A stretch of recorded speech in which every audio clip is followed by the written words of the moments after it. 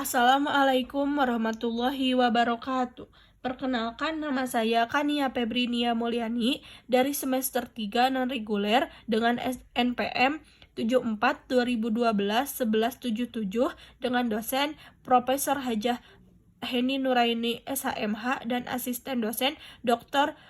Muhammad Rendi Aridayandi SHMH.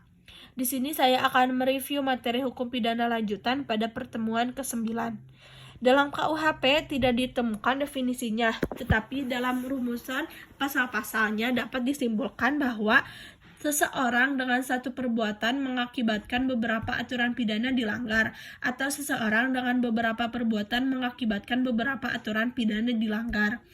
Dan yang kedua, di mana perbuatan-perbuatan tersebut hakim belum pernah menjatuhkan putusan atau vonis yang telah mempunyai kekuatan hukum yang pasti dan tetap.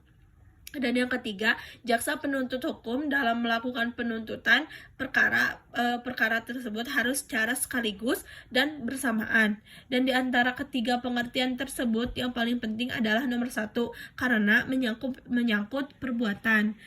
Pengaturan perbarengan atau gabungan tindak pidana diatur dalam buku 1 KUHP bab 6 pasal 63 sampai 71.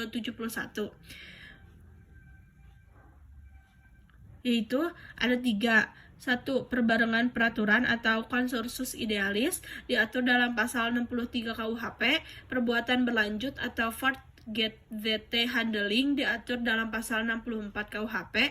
Perbuatan perbarengan perbuatan atau konsensus realis diatur dalam pasal 67 dan 71 KUHP.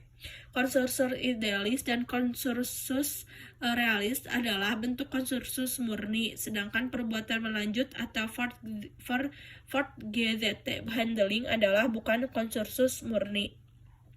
Bentuk konsensus murni itu ada 2, yaitu perbarengan perbuatan atau konsensus idealis adalah absorpsi murni atau hisapan murni, yaitu pidana yang terberat menghisap pidana yang ringan, yaitu dalam pasal 63 ayat 1 KUHP. Dan yang kedua, perbarengan perbuatan atau konsensus realis adalah kejahatan dengan pelanggaran, yaitu dalam pasal 65 sampai 71 KUHP. Bentuk-bentuk konsensus tidak murni yaitu perbuatan berlanjut fortget handling, yaitu ada niat yang merupakan perbuatan yang terlarang. Di antara perbuatan-perbuatan tersebut dilakukan tidak terlalu lama. Tindak pidana yang dilakukan harus sejenis, diatur dalam pasal 64 ayat 1 sampai 3 KUHP. Untuk konsensus realis, baik yang berupa kejahatan ataupun pelanggaran yang diadili pada saat yang berlainan berlaku pada pasal 71 KUHP. Contohnya, pada tanggal 1 Januari 2007 melakukan pembunuhan, pada tanggal 5 Februari 2007 melakukan pencurian, dan pada tanggal 10 Maret 2007 melakukan pencurian.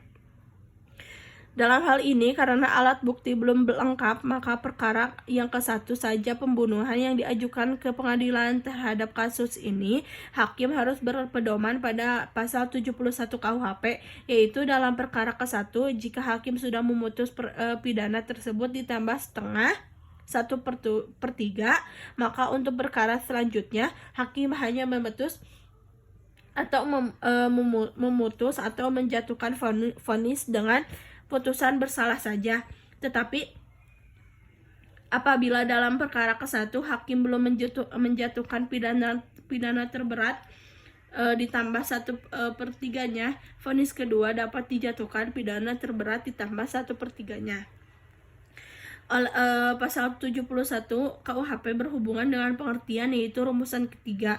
Oleh karena itu, jaksa penuntut umum harus melakukan penuntutan secara bersama dan sekaligus, tetapi dalam praktek jaksa tidak selalu mengajukan perkara secara sekaligus dikarenakan alat bukti yang belum lengkap. Pada atas dasar itu, maka konsensus berbicara tentang satu pemidaan dalam tindak pidana dan stelse atau sistem pemidaan yang meringankan namun menurut sistematika KUHP memberatkan.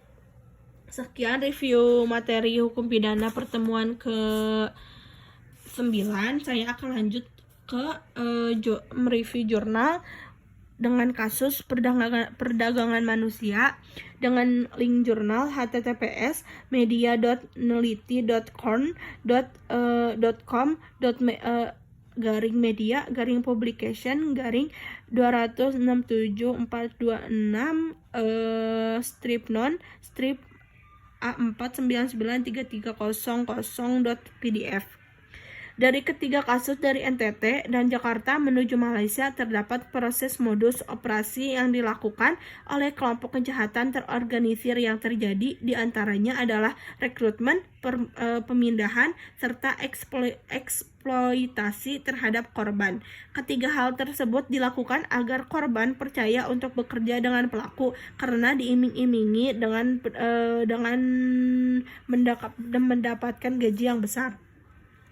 Kasus perdagangan manusia sendiri masuk ke dalam tindak pidana karena perdagangan manusia melanggar hak asasi manusia untuk bebas. Tindak pidana perdagangan manusia ini diatur dalam pasal 297 KUHP menentukan mengenai larangan perdagangan wanita dan anak laki-laki belum dewasa dan mengkualifikasikan tindakan tersebut sebagai kejahatan.